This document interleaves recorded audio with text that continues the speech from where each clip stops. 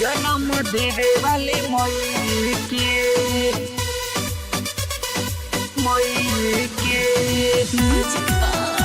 संदीप साजा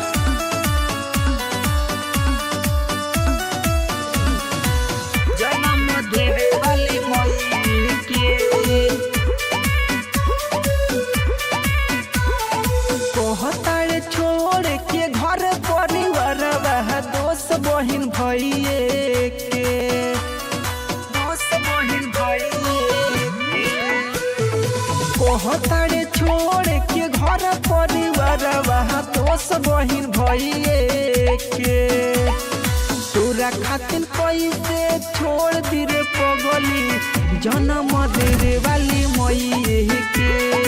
तोरा खातिर कैसे छोड़ दी रे पगली जन्म देवे वाली मई के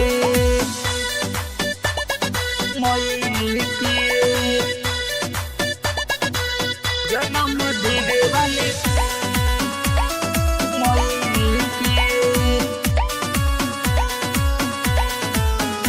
अरे उहेन बाली जो सहारा गुजारन होई अरे तोरे बिना न हम जिलब गंवारन होई अरे केतन करब भर पाई बाकी माई के न कर भराई अरे मिलेला सुकून हमके देख के उनके माई और भाई के तोरा खातिर कैसे छोड़ दी रे पगली जन्म देवे वाली मई के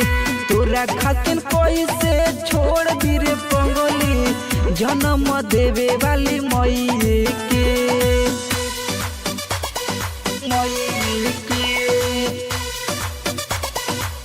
जन्म देवे वाली संदीप साजा